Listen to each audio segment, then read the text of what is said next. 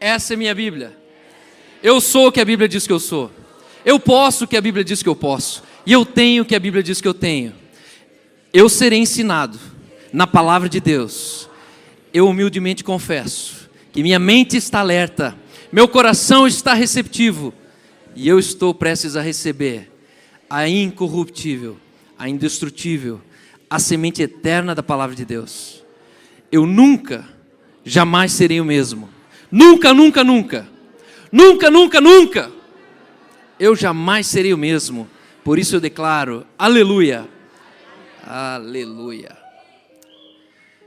Assim nós falamos com as nossas orelhas. Alguém um dia disse que você é o primeiro profeta da tua vida, porque você é a primeira pessoa que escuta todas as conversas que você tem. E quando nós falamos isso, você não sabe, mas existem liberações hormonais, existem reações no seu cérebro, existem reações químicas no teu organismo. Por isso falar é muito importante. E não falar é substancialmente importante também. E nós declaramos e vamos declarar, e declaração faz parte dessa igreja, da cultura dessa casa. Nessa noite eu quero falar sobre o tópico vida através da fé. Nós começamos falando semana passada sobre os episcopatas de Cristo, depois nós passamos falando sobre os ungidos de Deus, e hoje eu quero continuar falando sobre os que confiam no Senhor. É uma sequência que eu estou trazendo você para um lugar de vida através da fé. Existem dois tipos de crente na terra, aqueles que vivem com fé e aqueles que vivem através da fé. Viver com fé é mais fácil, mas viver através da fé é o único caminho para você viver ilimitado. O que é viver com fé? Viver com fé é você depositar a fé onde você quer. Eu preciso ter mais fé aqui para ganhar mais dinheiro. Então você pega mais um pouco de fé. Eu preciso ter mais fé para ficar fiel à minha esposa. Mas na verdade você fica fazendo da fé homeopática. Cada dia você pega mais uma dosezinha de fé. Mas uma vez você já deve ter ouvido pregar que depois da cruz a fé é ilimitada para aqueles que têm. Quando Jesus ele falou, se você tiver fé do tamanho de um grão de mostarda, Jesus não estava se referindo ao tamanho da fé, ele estava se referindo ao fato de você ter ou não. Não era uma questão de você ter um tamanho. Jesus não estava falando do tamanho da fé, estava falando do ato de você apenas ter fé. Se você ter fé, ele começa dizendo. Aí ele diz o tamanho do grão. Por quê? O tamanho do grão pode ser o tamanho de um grão de areia. Se você tiver a fé do tamanho de um grão de areia, Jesus estava querendo dizer, você tem fé. E depois da cruz, a nossa fé, ela é desmedida. Mas eu não vou falar sobre isso hoje, já falei aquele dia. Mas hoje eu quero falar como nós respondemos e reagimos em meio a tempos difíceis, onde a nossa confiança... O tópico dessa noite é como nós respondemos e reagimos em meio a tempos difíceis, revelam a nossa confiança de onde ela está depositada.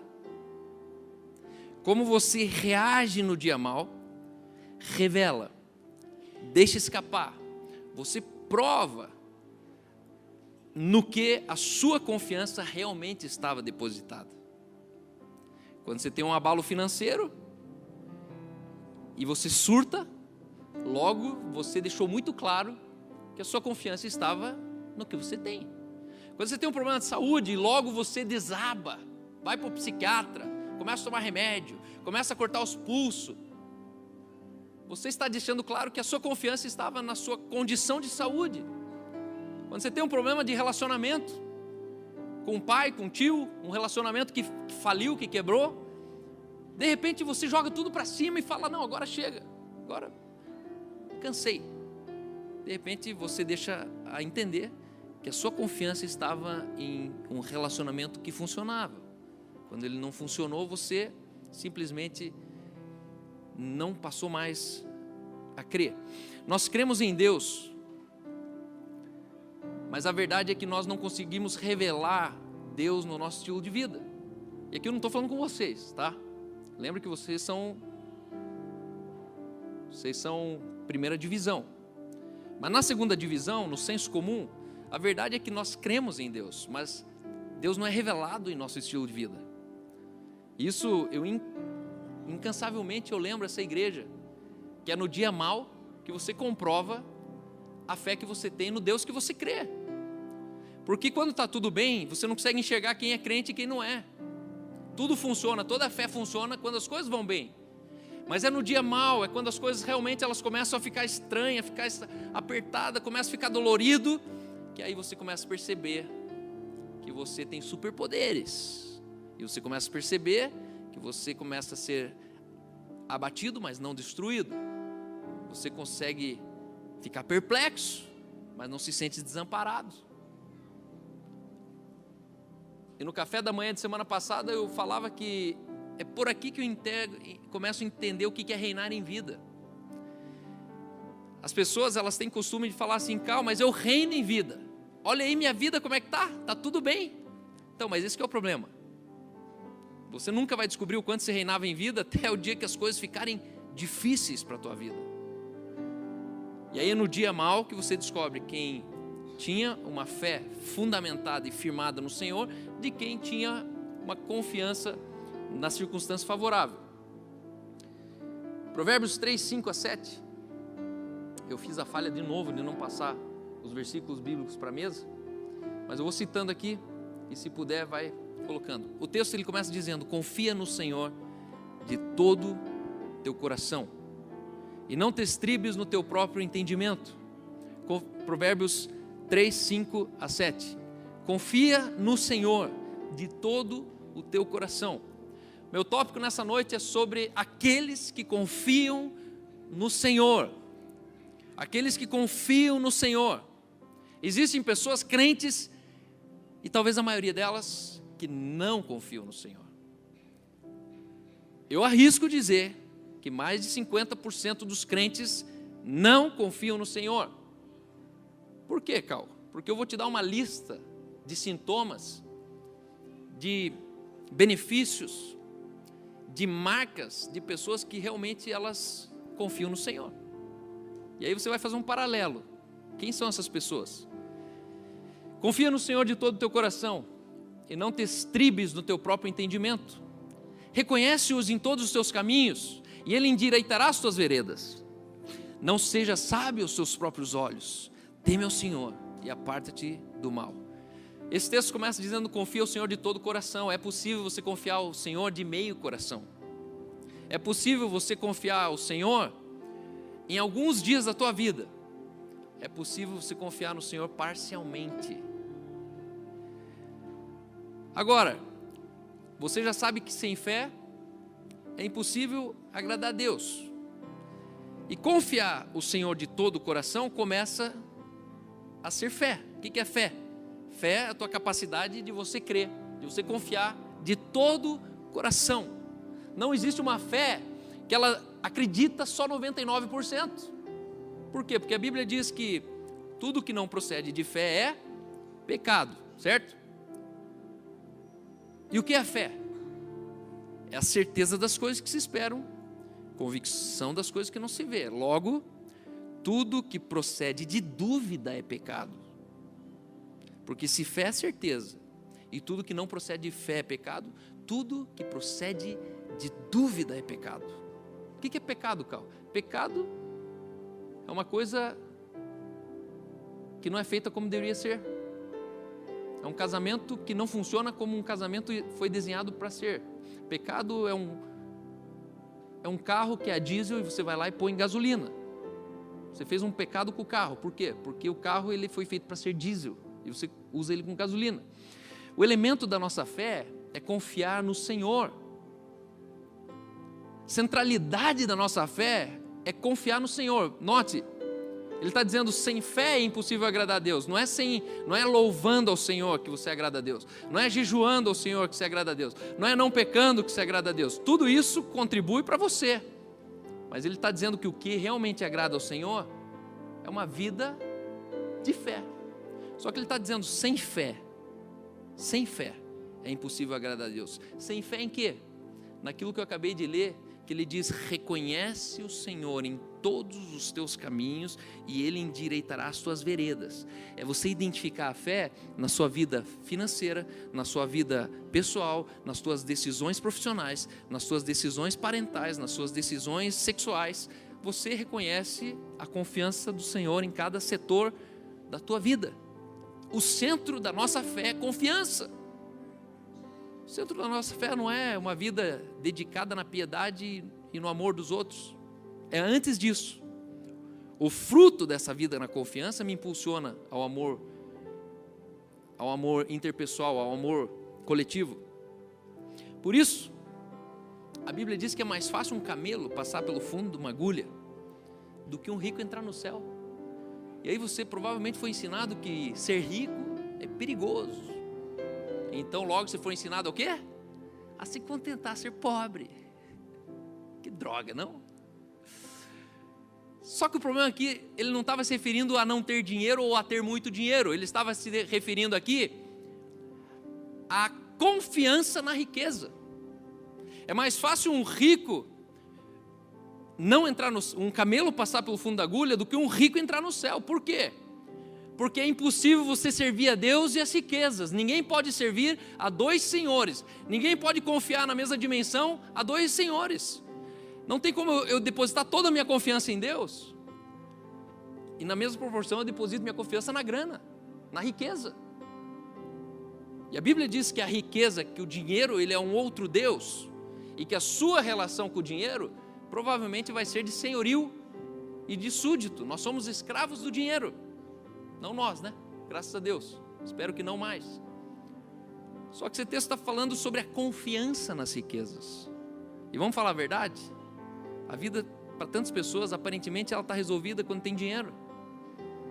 Quantos de nós, ou olha os países desenvolvidos, eles têm tanto dinheiro que não precisa de Deus, até as coisas começarem a dar errado. E aí é no dia mau que o dinheiro, ele não te sustenta, ele não resolve os seus problemas. Uns confiam em umas coisas, outros confiam em outras coisas.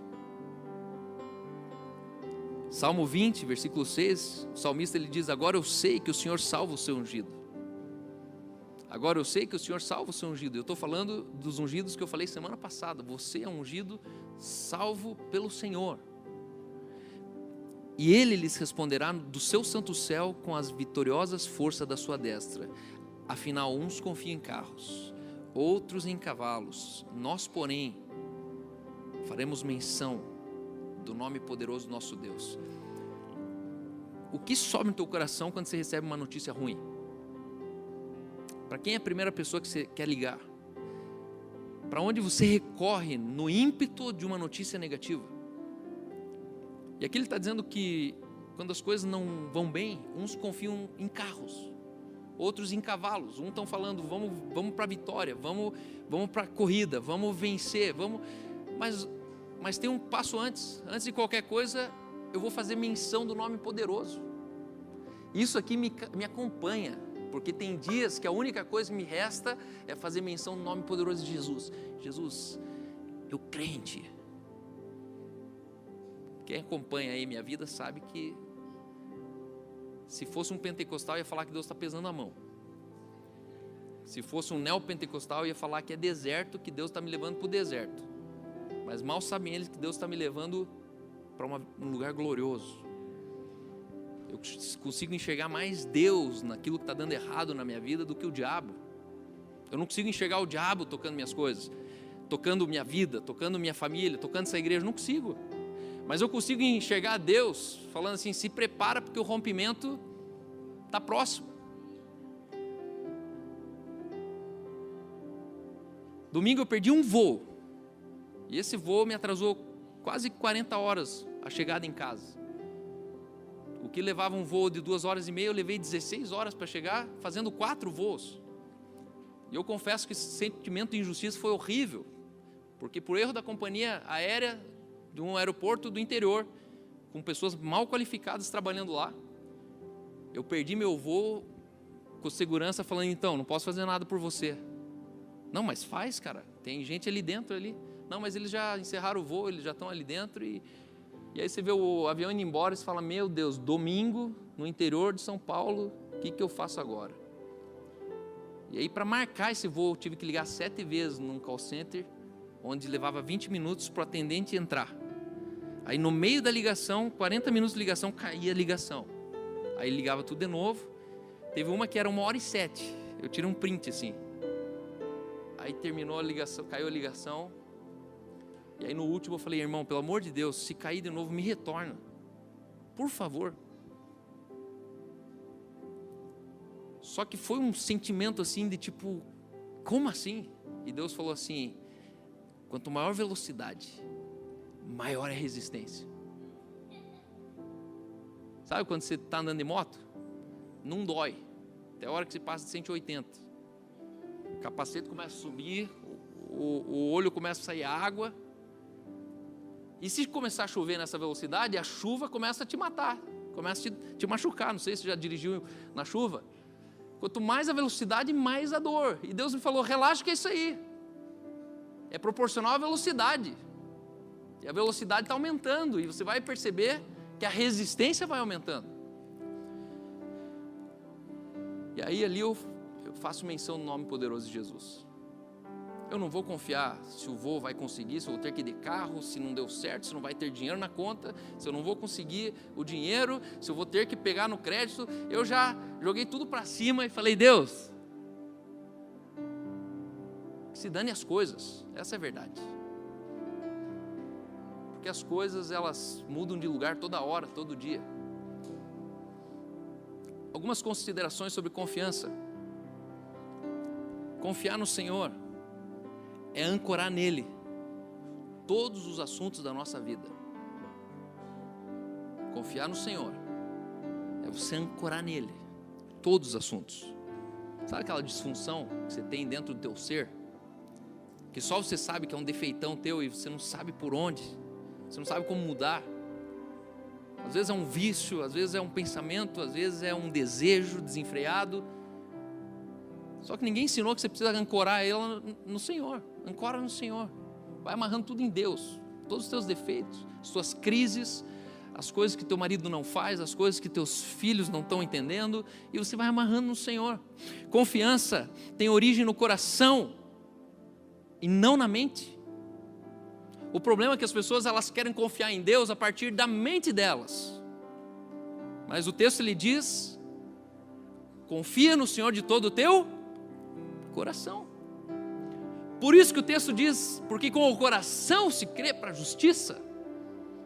Metade dos crentes, eles nunca nasceram de novo. Por quê? Porque eles confiaram com a mente aquilo que somente o coração pode confiar. Então confiança não é um pensamento positivo. Confiança não é uma opinião que você mudou hoje. Confiança é um lugar que você se jogou. Confiança é um manche que você entregou. Você fala, agora, Jesus, é tudo para você. Todos os meus assuntos, todas as minhas dependências financeiras, todas as minhas necessidades físicas, orgânicas, sexuais, tudo eu entrego para ti.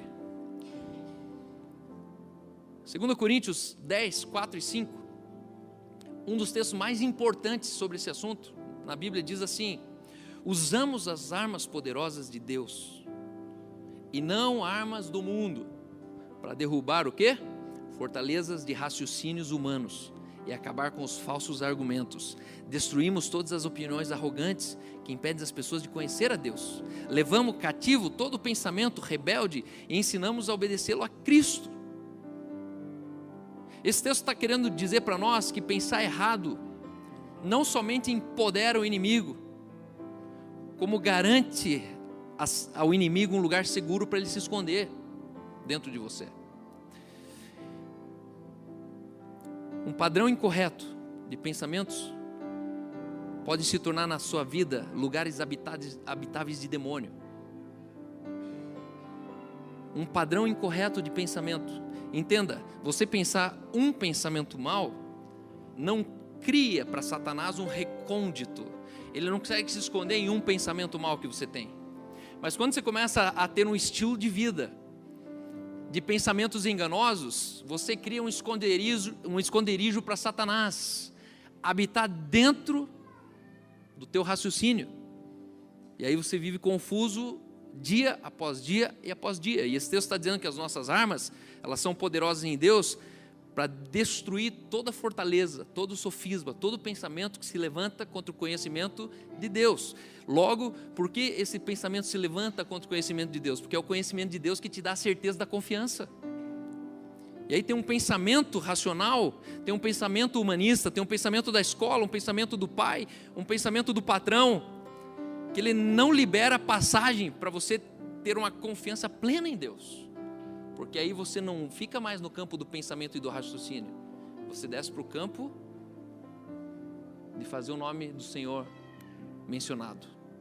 É um campo onde você não raciocina mais, essa é a verdade. Suas faculdades mentais, elas desligam. Por quê?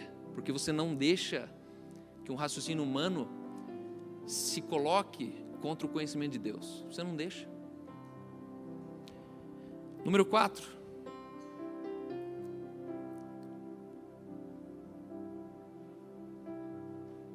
Número 5, confiar no Senhor é mais do que somente concordar com Ele.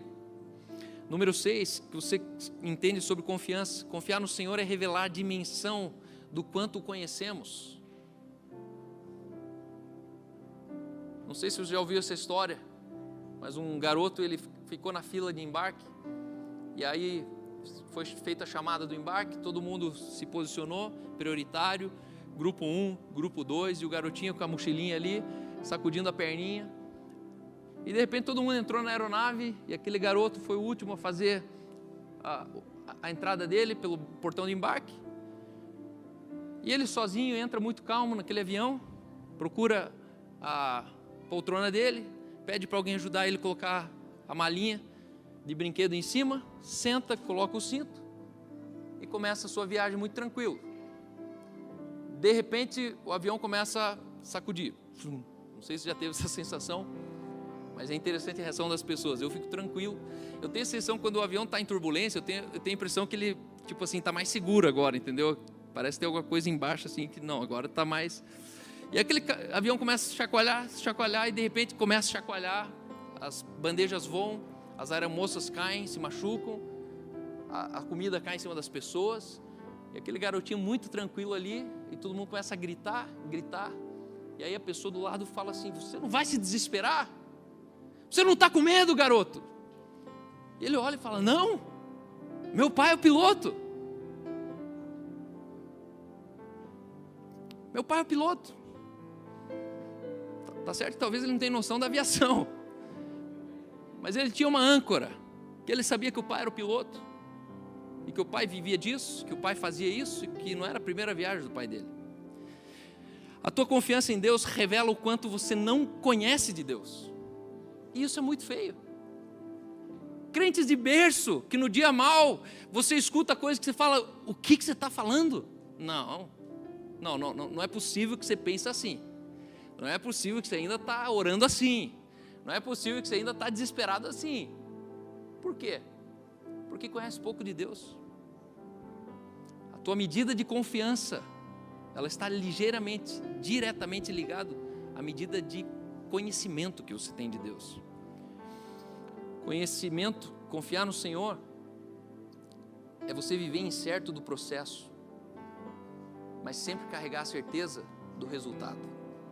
Confiança no Senhor é você caminhar sempre incerto no processo. Não sei se vai dar certo. Eu não sei se vai fechar a conta, eu não sei se eles vão vir, eu não sei se vão conseguir vender todas as rifas, eu não sei, mas eu tenho uma confiança, que o resultado é sempre o saldo positivo. O resultado sempre é bom. E aqui tem que ter uma âncora na tua vida. Por quê? Porque Deus, Ele prometeu que no mundo tereis aflições, mas eu venci o mundo. Ele prometeu que se alguém está em Cristo, Ele é maior do que o mundo.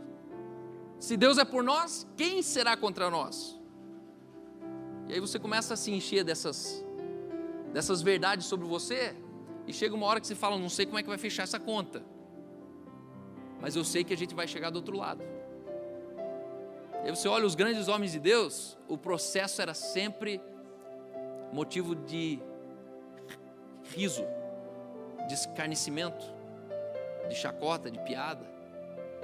Mas o fim era glorioso.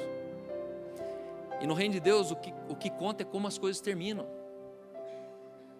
É como termina que se conta. E talvez você está lá no meio do processo. A gente tem muitas histórias aqui sentadas. Um é processo de saúde, outro é processo familiar, outro é processo de matrimônio, outro é processo. Só que dentro do processo, se você não carregar a certeza de que a confiança, ela revela a minha segurança no resultado e não no processo, você tem reações que você nunca deveria ter no processo. Você esperneia, você joga para cima, você sai de casa, você divorcia, você rompe a sociedade, você vai para outro país. E aí é muito grave isso. Por quê? Porque está dizendo que a circunstância te liderou, a circunstância te coagiu a você tomar uma decisão que Deus nunca falou para você fazer. Confiar no Senhor é proporcional ao quanto não confiamos em alguém ou em nós mesmos. Maldito homem que confia no homem foi sempre muito mal interpretado. Sabia disso? Porque ele não está falando que eu não é para confiar no Ciro, eu não é para confiar na Carol, na Tere, porque senão vamos fechar essa igreja. Olha que a bipolaridade do crente de novo. Uma família vivendo compromisso, mas não confia no homem, hein? Maldito homem confia no homem, não confia em ninguém aqui, hein? Aí você fica assim, como assim, irmão? Um dia é para a gente se abraçar, declarar o amor, falar, irmão, você é meu irmão, mas no outro dia é falar assim, mas eu não confio no homem, eu não confio no Ciro. Aí já vem com outro versículo idiota, né? Porque o coração do homem é enganoso. E aí vai somando assim a ignorância da compreensão da Escritura, que no final a gente jogou fora um elemento substancial. A Bíblia diz, maldito o homem que confia na força do seu próprio braço, maldito o homem que confia na sua própria competência, maldito o homem que confia na estratégia, maldito o homem que confia em outro subterfúgio que não é o Senhor. Só isso. E aí é o seguinte, você não consegue confiar em Deus, em alguém. Você confiou em alguém, você tirou a medida de Deus. Você confiou em Deus, você tirou a medida que você tinha de confiança em alguém. Não tem como, na mesma proporção, eu crer em Deus, eu confiar que Deus vai fazer, mas querer na mesma proporção, colocar a mesma confiança no médico. Não. E aí sabe o que eu aprendi? Que se eu confiei em Deus, eu confiei em todo mundo e em ninguém ao mesmo tempo. Se eu confiei em Deus, eu não vou duvidar do médico, porque ele está cativo a Deus, certo? E se eu confiei em Deus, eu não vou, eu falei desconfiar ou confiar? E eu não vou, se eu confiei em Deus, também não vou desconfiar dele. Eu nem confio e nem desconfio. Eu só fico falando como que você vai fazer, Deus. Vai ser usando o médico, usando a cirurgia, vai ser usando o culto. Mas entenda que a dimensão que você confia em alguém é proporcional à dimensão que você não confiou em Deus. Pare de confiar em alguém. E não é essa confiança do trustful, da confiança do eu acredito nele, a lealdade dele. É a confiança de eu depositar a minha expectativa do que é para dar certo em alguém, em alguma coisa. Não, eu vou confiar em Deus. E confiar no Senhor é descobrir o campo da paz na zona de conflito. Confiar em Deus significa que dentro de todo barco afundando tem um quarto que dá para dormir. Por que Jesus dormia? Por que Jesus dormia? Obviamente porque ele tinha certeza do final daquele episódio. Ele sabia como ia terminar aquela história. A confiança te leva para a cama. Para a cama. Eles ali, Jesus, está louco? Tira o chapéu, começa a tirar a água do barco com o teu chapéuzinho. Jesus olhando para eles, cara, vocês são homens de pequena fé. E eu já expliquei o que é a pequena fé. Porque Jesus, ele recriminou que eles duvidaram, que eles tinham pequena fé. Alguém lembra? Porque eles duvidaram quando Jesus falou, ei amigos, vamos até outra margem. Eles duvidaram do resultado do processo. rapidamente eles esqueceram que foi Jesus que convidou eles para entrar naquele barco. E Jesus sabia que o barco não ia à deriva, que o barco não ia afundar, que ninguém ia morrer. Jesus sabia. E às vezes a gente pega aquilo, tira a confiança do resultado e começa a colocar confiança no motor, começa a colocar confiança no furo que a gente conseguiu tampar. Confia no Senhor. Confia no Senhor. E aqui eu vou só introduzir 10 marcas de quem confia no Senhor. Cal, como que eu faço para eu saber se eu estou confiando em Deus? Em primeiro lugar, Salmo 115, ele diz, 115:11, os que confiam no Senhor são os que temem o Senhor. Ele é o seu amparo e o seu escudo. Aqueles que confiam no Senhor, Deus entra na frente de alguns assuntos. Quando você entrega o teu caminho ao Senhor, você confia nele, a Bíblia diz que Ele faz por você. Então Deus não faz por qualquer um. A gente tem que cuidar com isso, porque a gente pega a Bíblia e coloca em todo mundo. Por exemplo, aquele versículo que diz, tudo coopera para o bem. Aí você vê um cara vivendo de ponta cabeça a vida com Jesus, e quando as coisas dão ruim, você só sabe falar isso. Não, tudo coopera para o bem. O bem de quem? A Bíblia diz que é de quem ama a Deus, caminha segundo o seu propósito. Não caminhou segundo o seu propósito, esse texto não é para você. Aí esse texto aqui está falando que Ele é meu escudo e Ele é meu amparo. De quem é Deus? Ele é escudo e amparo? De quem entregou o seu caminho ao Senhor, de quem confiou no Senhor. Quando você confia no Senhor, entenda isso. Hoje eu quero te levar nessa condição perpétua, permanente. Eu confio no Senhor. Não, mas está dando tudo errado, teu filho vai morrer, teu filho está com diagnóstico, teu filho é isso, teu filho é aquilo, e você fala, eu confio no Senhor, eu confio no Senhor, eu confio no Senhor, eu confio no Senhor, eu confio. Não, mas eu não tenho, mas eu confio no Senhor, porque Ele é meu escudo, Ele é meu amparo. Não é o dinheiro, não é minha esposa, não é minha posição social, não é o que eu posso. Deus quer ser o teu escudo e o teu amparo. A gente procura amparo todo dia. Se é financeiro, você liga para quem tem dinheiro. Se é saúde, você liga para o teu médico que você conhece, amigo. Se é de matrimônio, você já liga para quem tem o casamento menos falido que o teu. E você procura amparo. Cadê meu amparo? E o teu amparo está na tua confiança. O teu amparo está na tua confiança. O centro da tua fé é a confiança. Eu não duvido daquele que me levantou, daquele que me chamou, daquele que me estabeleceu. E está tudo bem buscar ajuda, buscar conselho, mas não projete tua confiança para baixo, em alguém. Segundo lugar, a marca de quem confia no Senhor: eles não são abalados por nenhuma circunstância. Essa igreja que eu creio, que eu sonho, que eu vejo, uma igreja que apanha e ri, que se arrebenta e dá glória a Deus. Uma igreja que ninguém entende. Não, mas vocês estão tudo apanhando aí, e você está lá, aleluia, glória, aleluia.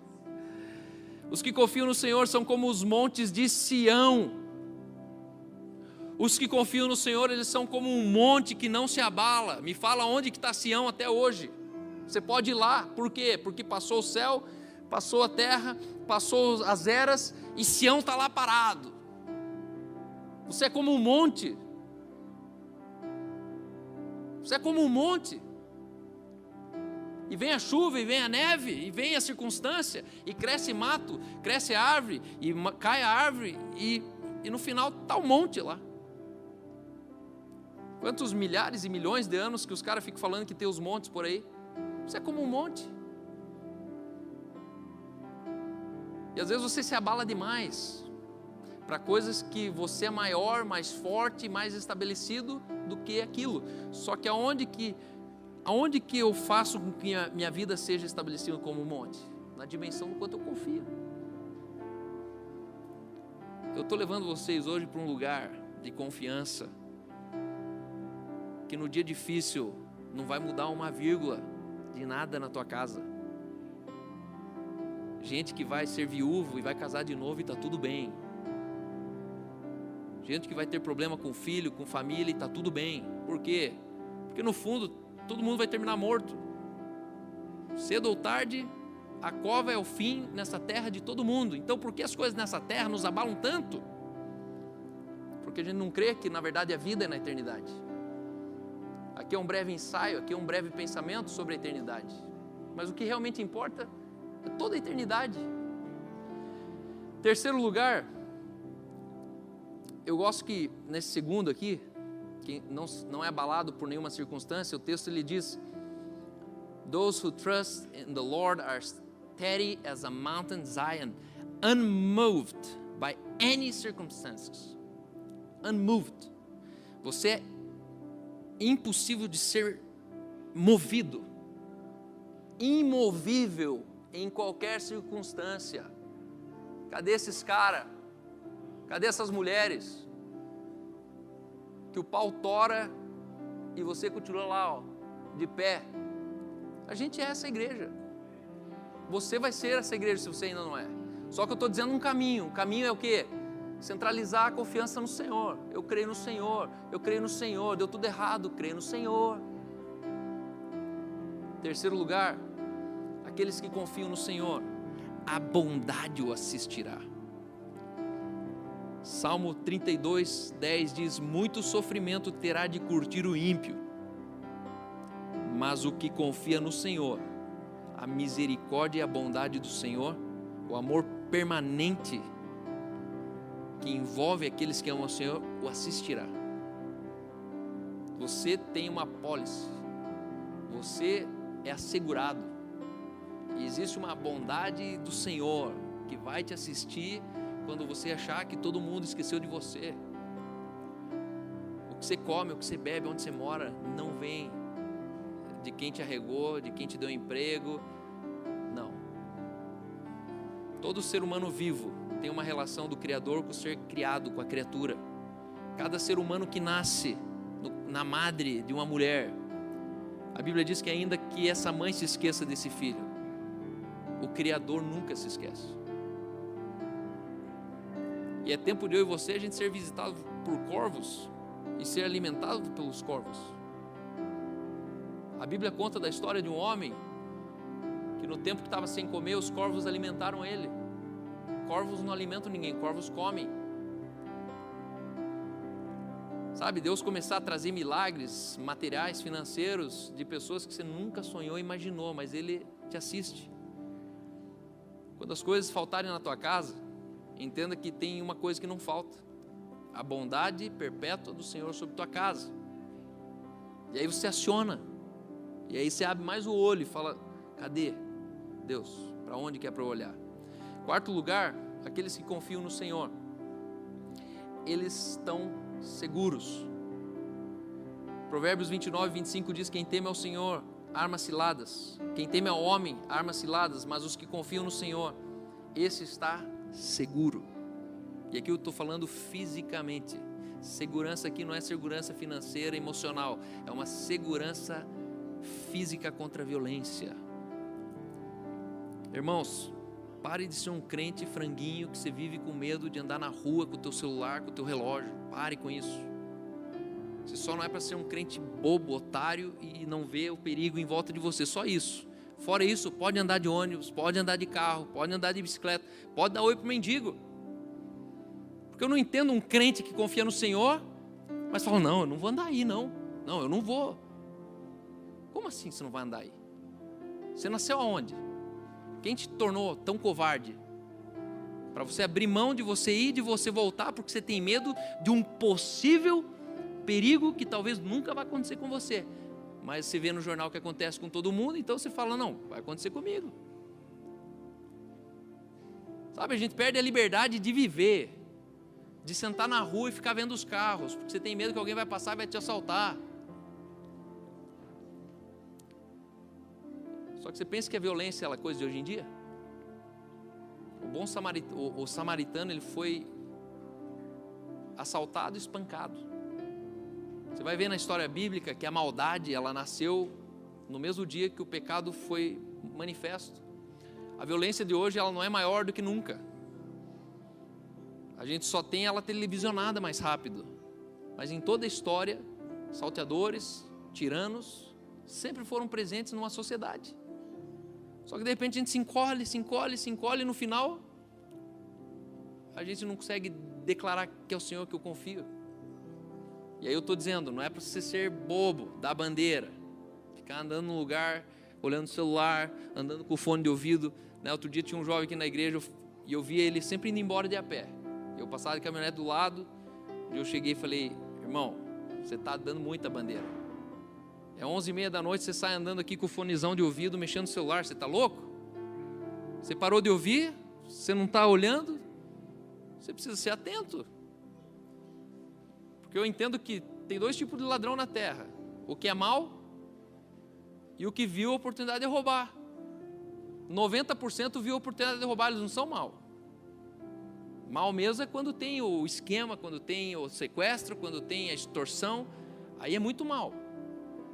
Mas essa roubadinha de puxar o celular, vamos falar a verdade, no fundo é um dando mole para o outro que está querendo viver do mole dos outros.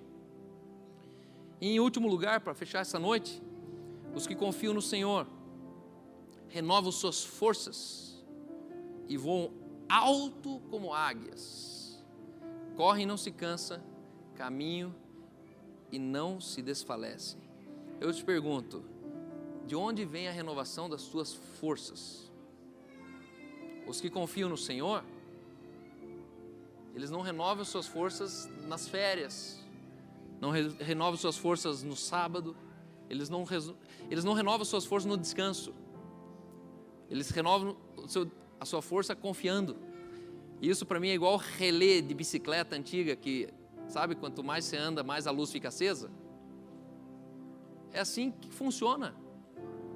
O teu descanso vem de fazer a vontade do Pai. Jesus falou, a minha comida e minha bebida consiste em fazer a vontade do meu Pai. E aqui tem um nível de vida que você pode ser levado, aonde você corre, e isso não cansa.